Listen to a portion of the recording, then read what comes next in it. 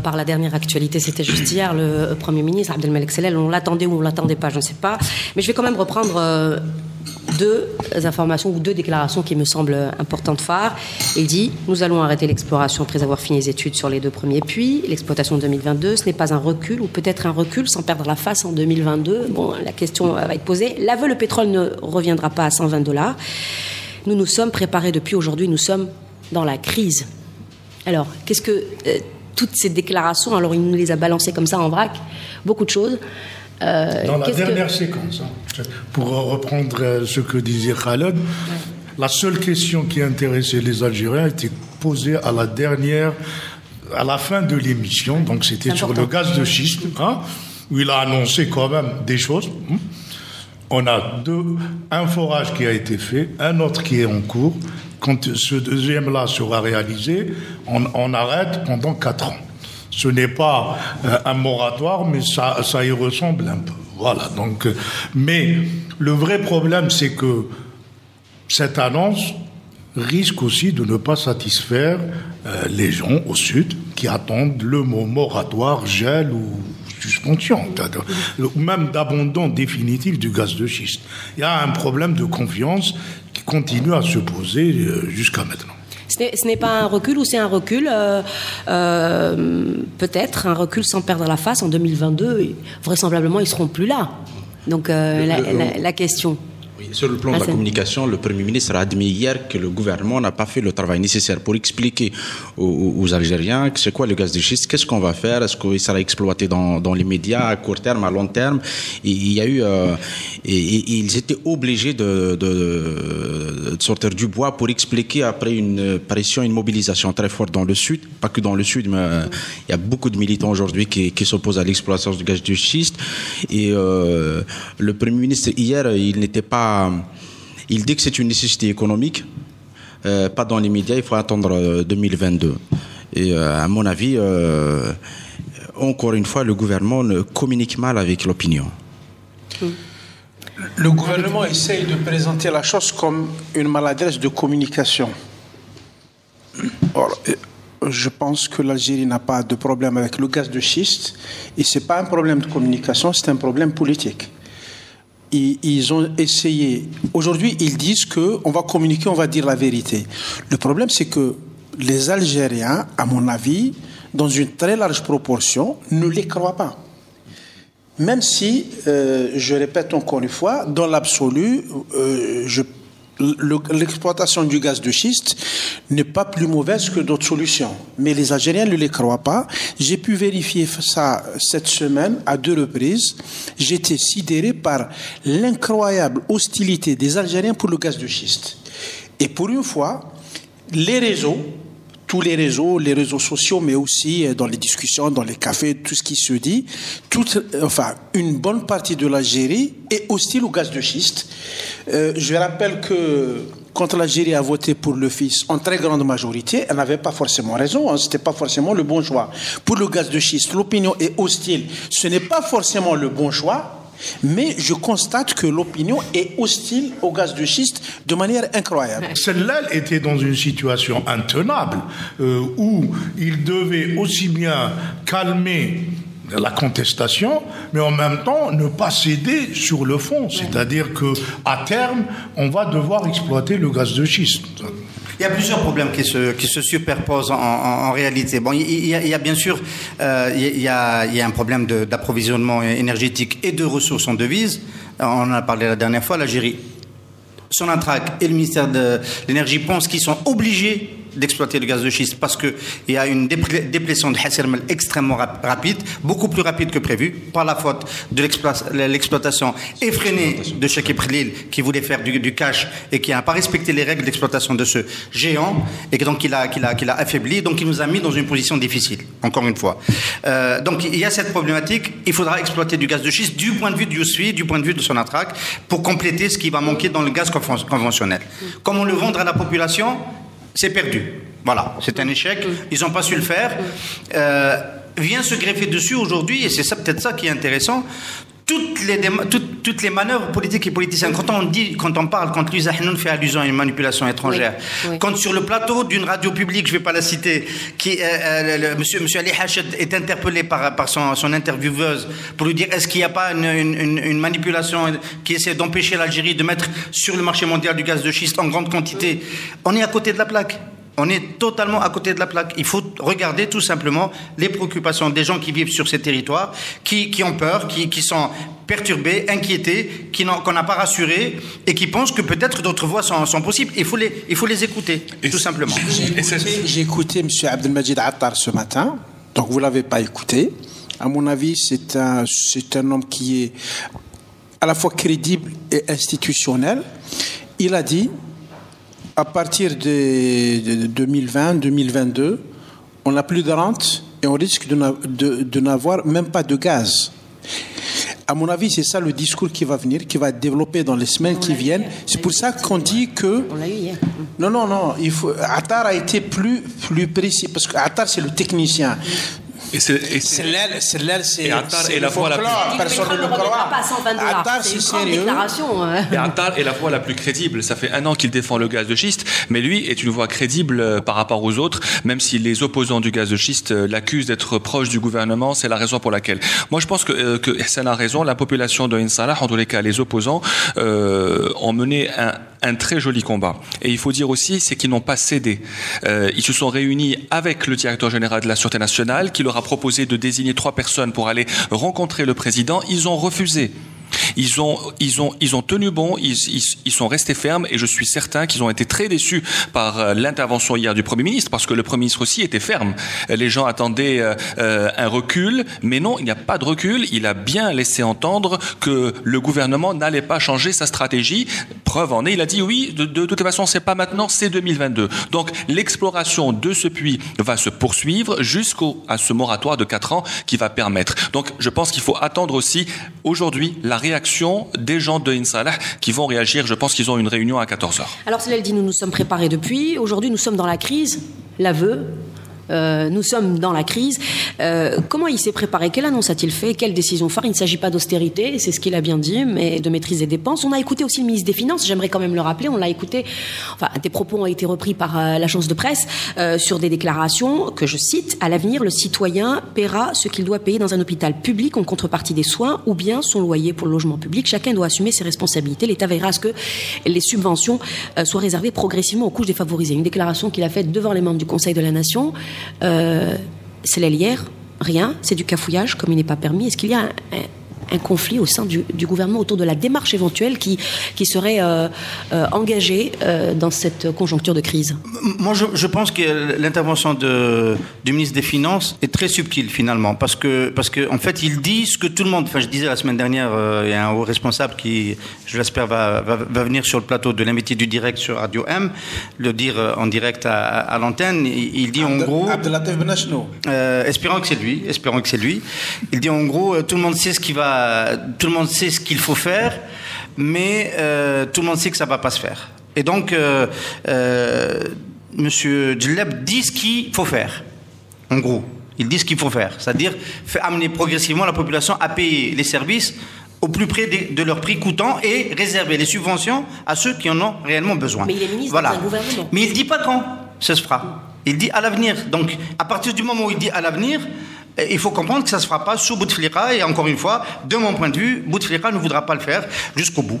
Il y a eu déjà une séquence où, en 88, il y a eu la grosse crise sociale, où après, ça s'est déroulé par une sorte de rupture du contrat social qui avait commencé, qui existait durant le parti unique. Le contrat social, c'était quoi? Vous les Algériens, vous ne faites pas la politique. Nous, on assure la gratuité du soin, l'enseignement, etc.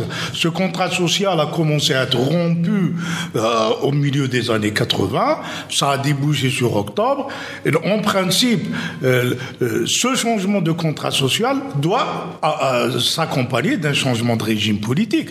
Si tu ne m'assures plus, entre guillemets, ces choses-là, je dois reprendre ma liberté de refaire le gouvernement. Or là, on est dans cette situation où on ne veut pas changer politiquement, mais on voudrait toucher à ces aspects de subvention.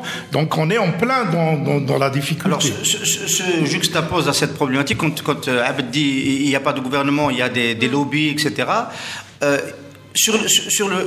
En avant-plan se joue ce bras de fer sur comment faut-il conduire les politiques publiques en période de rareté, de future période de rareté. On n'est pas encore dans la période de rareté. En arrière-plan se joue une autre bataille, c'est celle d'accéder au plus vite aux dernières belles tranches de la rente.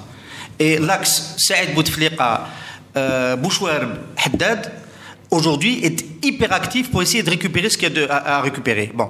On a parlé de M. Bouchouer à la tête de l'énergie, à un moment donné. C'est un des bras de fer du remaniement qui se prépare. Vous avez bien noté que le secteur des mines a été enlevé à M. Yousfi quand Bouchouer est venu. C'est un domaine de distribution de rente extraordinaire, où les amis des uns et des autres peuvent se servir. Donc, il y a une bataille. Le ministre des Transports, M. Roule, reçoit le FCE, l'ouverture au privé de l'investissement dans le transport aérien va intervenir. Il n'y a pas que du mauvais là-dedans, parce qu'il y a des secteurs qui doivent s'ouvrir à l'investissement privé. C'est une des réponses du gouvernement à la baisse de la rente. Mais il y a cette bataille qui se conduit et qui est féroce, qui est bien plus forte que celle sur les arbitrages, comment on produit les arbitrages sur les... Quand Luisa Hanoun dit, qui soutient d'ailleurs du reste le gaz de schiste, quand elle accuse le gouvernement d'abandonner Youssef Yousfi, c'est pas une visée plus loin que ce que vous évoquez là. Parce qu'elle considère que c'est Youssef Yousfi qui défend l'orthodoxie traditionnelle du populisme avec beaucoup de revenus pétroliers. C'est le schéma, c'est le paradigme ancien. Youssef Yousfi incarne, on sort de l'argent avec le pétrole et le gaz et on redistribue sur les populations pauvres.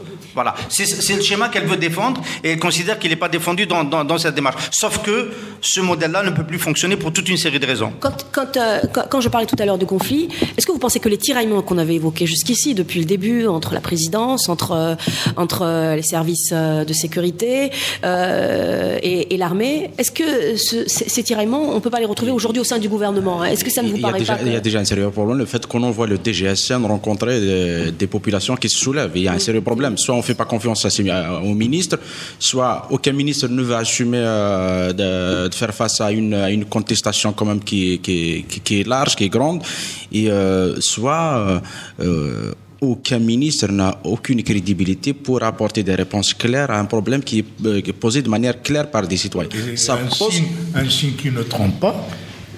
Baba Ali, c'est ça, c'est un député du RND qui est totalement dans la contestation.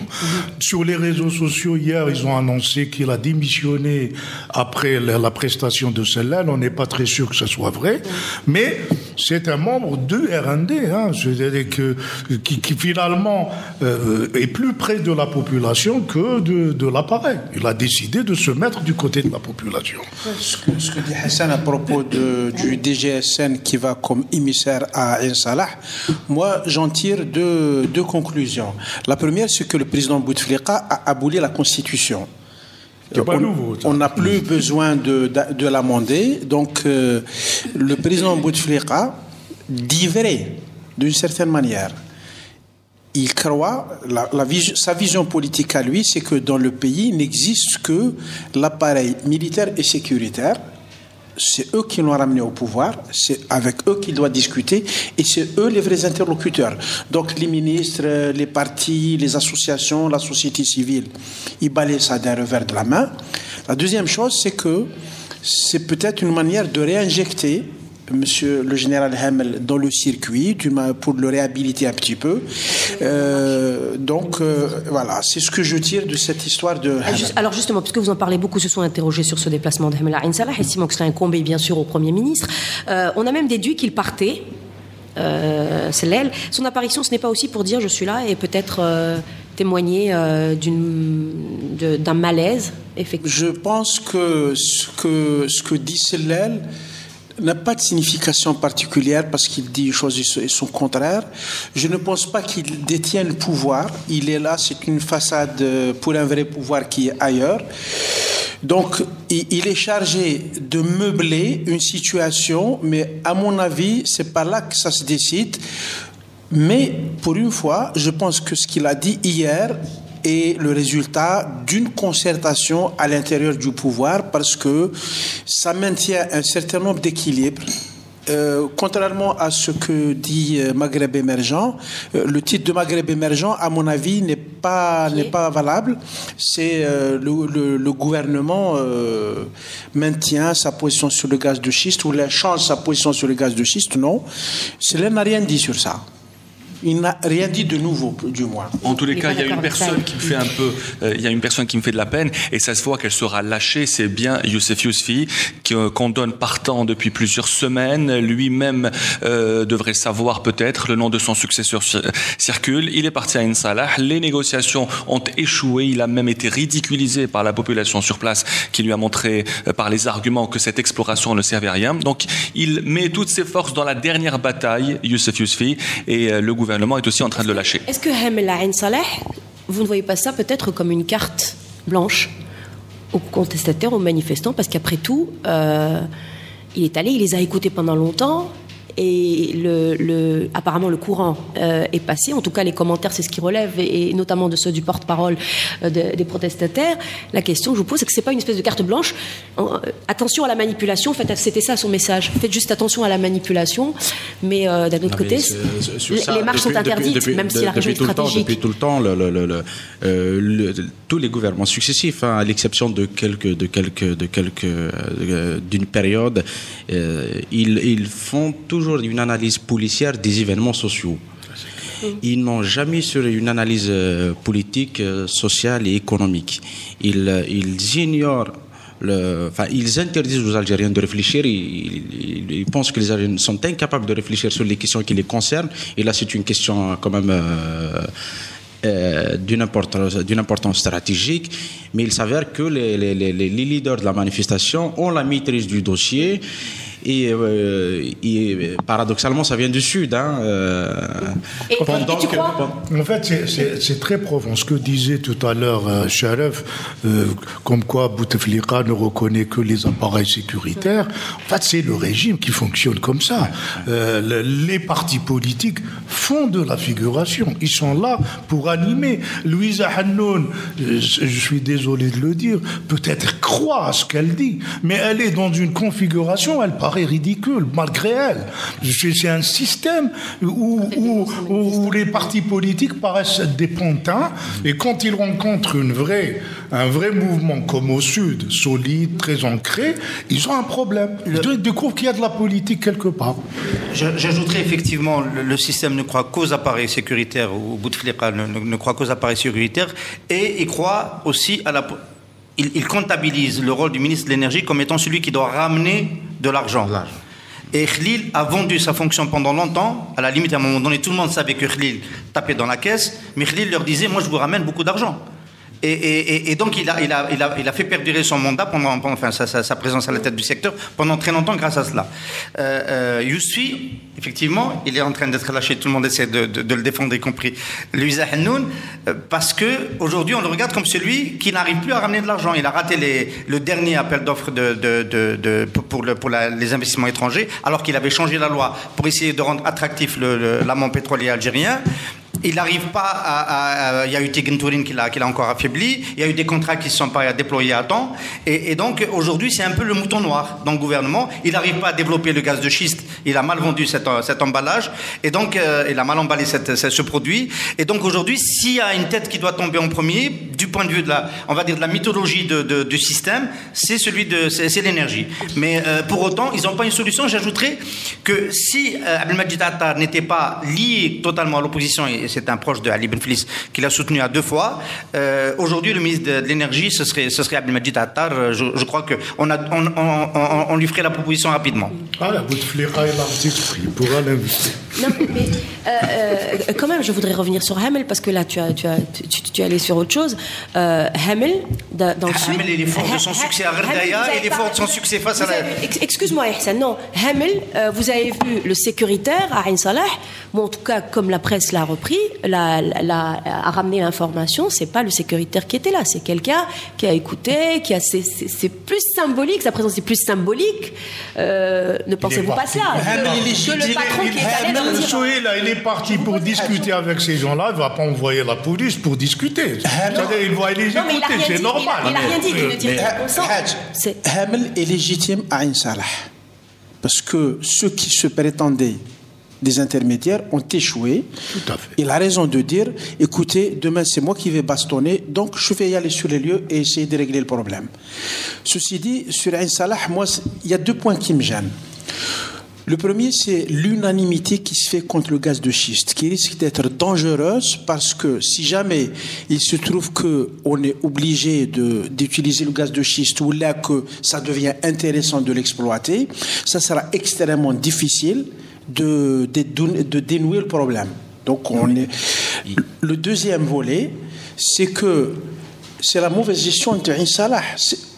On a envoyé des gens et la semaine dernière, rappelez-vous, il y a eu une espèce de fol espoir, peut-être un peu de manipulation, pour dire on allait dénouer le problème avec un moratoire et un gel. Et puis, aujourd'hui, on a l'impression qu'il y a une très grande déception. Ce n'est plus le gaz de schiste qui est géré, c'est la capacité du pays à gérer les crises. Le pays ne sait plus gérer les crises et moi, je vois très bien les choses dégénérer. C'est ce qui m'inquiète également. Mais juste, il n'y a pas un consensus national contre l'exploitation du gaz du schiste. Hein. On a cette illusion, c'est vrai qu'il y a une grande contestation dans le Sud. Et si on suit effectivement les réseaux sociaux où les militants sont actifs, il y a peut-être un consensus médiatique, que les militants sont très actifs sur les réseaux sociaux. Mais ce que disent les gens du Sud, ce que disent les gens du Sud, ils disent un mot simple. Pour l'instant, tous les experts n'arrivent pas à se mettre d'accord sur l'utilité du gaz de schiste. Si on a une réponse, une expertise qui est convaincante que c'est possible, qu'il y aura moins de dégâts sur l'environnement et sur la question de l'eau qui est extrêmement sensible pour les gens du Sud, et à ce moment-là, on est ouvert. C'est ça le dernier message. C'est reparti pour une nouvelle demi-heure consacrée encore une fois à la politique et de la marche, à la marche de vendredi, c'était vendredi dernier. On parlait de malaise juste un petit peu avant de revenir à la marche et je voudrais avoir d'abord ton opinion, Hassan Ouali, parce que tu étais justement à la marche vendredi dernier. Ce malaise que j'évoquais à l'instant, est-ce qu'il n'apparaît pas dans les déclarations du ministre des Affaires religieuses, Mohamed Aïssa, vous l'avez tous écouté, ou en tout cas lu cette déclaration qui en appelait presque avec leur nom chacun, le ministre de l'Intérieur, le ministre des Affaires étrangères, le ministre de la Communication, à agir face à la montée des salafistes, face à l'islamophobie en France, à réagir à l'amalgame des politiques surtout. Non, ça ne vous dirait ça, si, moi, il faut connaître un peu le personnage de Mohamed Aïssa. Il est sur cette ligne depuis tout le temps, depuis qu'il était inspecteur au ministère des Affaires religieuses. Il est tout le temps en conflit avec son ministre de l'époque, Ghulam Allah. En lui faisant le reproche à chaque fois que le ministère n'arrive plus à contrôler les mosquées, que certaines mosquées leur échappaient, et que le discours religieux qui se diffuse soit dans les mosquées ou dans les médias publics ou parapublics est dangereux. Et il tirait l'attention depuis des années sur un discours qui lui le dit clairement d'inspiration wahhabite. Il a réaffirmé quand il est devenu ministre. On l'a vu cette semaine, en tout cas, comment il interpelle les médias. C'était pas son rôle, c'est le rôle du ministre de la Communication, sauf que le ministre de la Communication, il est complaisant. Et pour ne pas dire autre chose, pour ne pas dire qu'il est l'inspirateur de ce type de discours. Et, le ministre de la Communication ? Ah oui, et le ministre de la Communication qui passe son temps à nous donner des leçons sur l'éthique et la déontologie, et il ne va pas dire aux chaînes de télé privées où il y a comme un discours de haine qui se diffuse. Je peux je peux rappeler, excuse-moi, puisque tu dis, je vais ouvrir une parenthèse, Nusrat li al-Nabi ou l'Islam, pour qualifier cette marche, le présentateur de Nahar, parce que citons, Nahar, c'était sur ces images en direct de Bellecour. Entre autres, hein, ça c'est pour attester un petit peu. Non, mais il y a que on a eu le passage de fameux Hamadesh où ça n'a pas le meurtre, ça, dans un pays sérieux, dans un pays qui se respecte, ces chaînes de télé sont tout de suite au mieux rappelées à l'ordre, au pire on peut suspendre une chaîne de ce type. Et le ministre des Affaires religieuses, il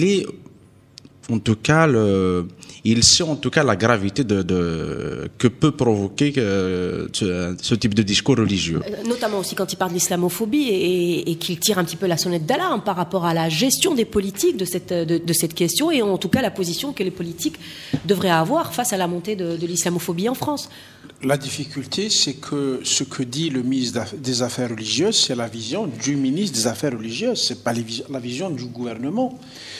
Est-ce que le gouvernement a une vision de la gestion de ce secteur-là? Non. Chacun est de son côté. La Mamra gère comme un diplomate, comme un ministre des Affaires étrangères, comme un porte-parole du système sécuritaire algérien. Le ministre de l'Intérieur a une autre vision. Le ministre des Affaires religieuses est entre la religion et la philosophie et il essaye. Il se trouve qu'avec Mohamed Issa, on a une vision qui est un peu rassurante. Mais ce n'est pas institutionnel, c'est vraiment personnel. C'est lui qui se mouille face aux salafistes, aux wahhabites, aux intégristes, aux laïcs, etc. C'est lui qui se mouille. C'est une vision qui est très personnelle. On peut considérer qu'elle est courageuse, mais ça ne suffit pas. On a le paradoxe dans ce gouvernement où le seul ministre politique paraît être le ministre des Affaires religieuses. Oui. Il s'exprime sur l'islamophobie qui se déroule en Europe en disant implicitement que l'État algérien a abandonné son rôle de protection de la communauté algérienne en Europe, et il en reste, même si une partie sont devenus des nationaux. Il s'exprime au niveau interne face à un discours même pas d'islamisme politique, ce qu'on appelle le fameux salafisme scientifique présumé apolitique, mais qui fait de la politique. C'est indéniable. Et ceci dit, je me félicite de cette situation parce que je me demande ce que ça donnerait si M. Abdelmalek Sellel se mettait à parler de religion. Oui, il vaut mieux laisser ça, Mahmoud. Et sur l'image. Il m'a coupé le sifflet. Et sur l'image, la communication. Et sur l'image, la communication. Bien sûr, mais en même temps, ça lui échappe parce que lui fait une sorte de synthèse interne, critique de ce qui se passe. La communication, ces chaînes de télévision. Tout le monde sait que ce sont des amis à qui on a donné un agrément de statut de télévision, de correspondant de télévision étrangère. Ce sont même pas des télévisions de statut algérien. Et c'est pour des raisons politiques. Ce sont des médias qui occupent le terrain. Pour rester dans le même domaine, Al-Shourouk a pris en charge la réaction sur l'image du prophète pour le pouvoir dans son ensemble, pour éviter qu'elle ne soit prise uniquement en charge par Hamadesh. Et on est dans un rôle de confusion où, parce qu'on ne fixe pas les règles, tout se joue dans une forme de manipulation des esprits. En fait, si on cherche bien les raisons de cette grande manifestation de vendredi, des milliers de personnes sont sorties dans la rue parce qu'un journal français a fait la couverture du prophète. Alors que Charlie Hebdo fait ça depuis des années.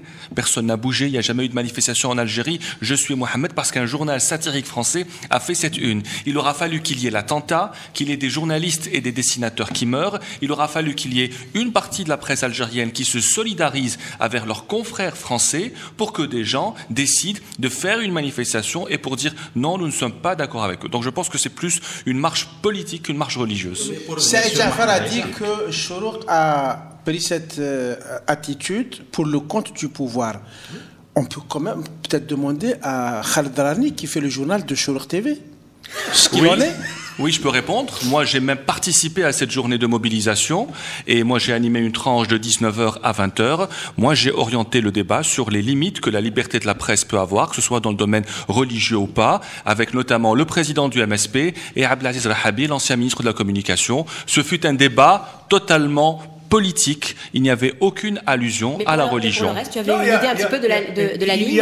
Il y a eu dans cette séquence des choses intéressantes. Moi, j'ai vu Makari déclarer que le pouvoir utilise bien les salafistes à des fins de politique, de manipulation. C'est Makari, c'est un islamiste, c'est pas un laïc qui lui, il a tout de suite, à mon avis, compris le piège de cette manif. Il n'a pas appelé ses militants à descendre à manifester. Il a fait un rassemblement devant le siège de son parti. Mais il dit que la manifestation a été stoppée. D'ailleurs, il dit comment ça se fait qu'eux ont pu continuer à marcher alors que nous avons été stoppés. Exactement. Donc, en fait, c'est strictement ça. Ça aussi, ça nous ramène au droit de manifester. On ne donne pas... si les gens qui sont reconnus légalement n'ont pas le droit de manifester et qu'on laisse un truc informel le pouvoir de manifester, à ce moment-là, plus personne n'est responsable de ce qui se dit, y compris les éloges aux frères Kouachi ou le discours. Plus personne n'est responsable de rien. Alors, justement, Hassan, c'est vers toi que je me retourne. Tu étais à cette manifestation, ces manifestations de vendredi. Ces slogans qu'on a vu ressurgir et qui nous rappelaient cette terrible période. Franchement, tu les as vus importants? Ce qu'il faut dire, c'est que la manifestation n'était pas organisée. Il n'y avait pas d'organisateur. C'est-à-dire une manifestation, ça sous-entend une organisation, des mots d'ordre, un discours. Dans ce type de cas, on ne peut pas aller vers des revendications comme une manifestation classique, mais plus de la colère et tout. Mais ce n'est pas organisé. C'est qu'il y a eu des appels, il y a eu une préparation pendant toute la semaine où Chorouk justement avait joué un rôle important, mais on a vu comment des jeunes la veille, moi je vu sur des douches des jeunes qui n'ont aucun lien avec leur profil, en tout cas n'indiquait pas que c'était des gens, des militants, c'est des jeunes de 20 ans qui distribuent des tracts. Nous sommes tous Mohamed, Anna Mohamed, ce qui est un blasphème. Là, ça n'a pas été distribué. Ça, c'est une erreur de casting de Chorouk qu'ils ont réparé par la suite. Et donc, jouant sur la sensibilité, en tout cas, des musulmans, dans beaucoup de mosquées, il y a eu quand même des discours où on a chauffé à blanc les fidèles. Et on savait qu'il allait y avoir mais pourquoi je dis ça? Pourquoi je dis qu'il n'y a pas d'organisation? Pourquoi je dis... Je termine. Parce que la thèse complotiste est en train de prendre le dessus. Non, je ne suis pas... Et je termine. Je vais un peu plus loin dans cette thèse complotiste. Est-ce que ce n'est pas une forme au pouvoir de dire aux Algériens que, attention, l'agitation, la société civile, l'opposition, la démocratie, etc., il y a quelque chose qui s'appelle Ali Belhaj, le salafisme, le vice. Pour rester dans les faits. Ce que dit Sharaf, en fait, à ce moment-là, c'est le Watan, pour moi, qui contribue à ça. Quand tu fais une aussi tranchée en disant ça rappelle les années de dessinée noire, ça veut dire qu'ils n'ont vu que les petits groupes de Hamadan. La marche, il y avait des salafistes, il n'y avait pas que des salafistes. C'est très sommaire de le dire comme ça. Lui va le dire puisqu'il était sur le terrain. C'est lui qui va nous dire effectivement si Daesh c'était important, si l'appel à Daesh c'était important, si Daoula Islamiste c'était important. La marche n'était pas organisée, il n'y avait pas d'organisateur. Et c'est là où ça une manif dégénère, c'est-à-dire n'importe qui peut récupérer politiquement cette manifestation. Bien évidemment, il n'y avait pas de milliers de salafistes qui scandaient Jishab Daesh. Il y avait un slogan qui était quand même un peu bizarre, Wadani Yahoud Ahlan bi Al Saoud. Donc ça c'est nouveau. Hein. Et ça a glissé de manière perfidement. Hein. Et c'est vrai qu'à un moment, dans une manif de ce type, les plus radicaux prennent le devant. Ils n'étaient pas des milliers, ils étaient en tout cas les salafistes. Combien tu estimes à combien en tout cas dans le périmètre où tu étais? On peut facilement dire jusqu'à 200 à 300 salafistes, mais qui étaient le plus visibles dans la manif. C'est eux qui dirigeaient la manif. C'est eux qui me gêne dans cette manière de présenter les choses. Il y a eu 200 à 300 salafistes sur 3000 manifestants. On a une proportion raisonnable. Ça ne veut pas dire que c'est pas important. C'est une minorité. Et en même temps, ça évacue de manière un peu sommaire le fait qu'une partie des Algériens, très nombreux, sont choqués dans leur sensibilité vis-à-vis du prophète. Pour eux, c'est du sacrilège. Vous pouvez ne pas être d'accord. Vous êtes libre de le dire, mais les gens, sans être des salafistes, n'acceptent pas qu'on grippe le prophète. Il faut quand même se le mettre dans la tête. Pour te rassurer, il y avait au moins 2 journalistes de l'Ouattan qui étaient manifestants. Hein. Pour terminer sur ça, c'est qu'on voyait très bien que le groupe salafiste était organisé chez des gens qui se connaissaient, qui depuis des années, qui sont là pour donner un contenu, leur contenu à cette manifestation. Et les manifestants dans une situation de colère adhéraient spontanément à leur mot d'ordre. Le mot d'ordre, nous sommes Djisham à Daesh, a été scandé par beaucoup de manifestants. Et c'est ça que dans un mouvement de foule. Donc il n'y a pas de retour au salafisme, il n'y a pas de retour aux années 90. C'est ça. Moi, je ne veux pas être sommaire. On n'en sait rien. Ce n'est pas une manif qui va nous le dire. Ce sont des élections libres, c'est un contexte de démocratie, de débat libre qui te permet de peser le poids de tel ou tel. Mais là, une manifestation qui est organisée semi-clandestinement, sans cadre organisé, tu auras les plus énergiques qui donneront le temps. Mais ce qui est sûr, dans le voisinage de la manif, les gens étaient terrifiés. Oui. Les gens étaient choqués. Les gens pas sûr, avaient peur. Ils se disent, mais est-ce qu'on n'en a pas connu déjà une guerre civile terrible? Les gens avaient peur. J'étais en train de me dire, je travaille beaucoup sur les problématiques économiques, Maghreb émergent l'exigeant, que le président Bouteflika allait probablement partir en nous laissant sur le chemin d'un nouveau ajustement structurel. On en parle, c'était la première partie de l'émission. Une partie de son bilan, de ce point de vue-là, est réinitialisée. Il risque de nous laisser aussi sur le chemin d'une problématique semblable à celle de la fin des années 80, c'est-à-dire la réponse politique, elle est où? Elle est dans l'islamisme radical, dans le salafisme.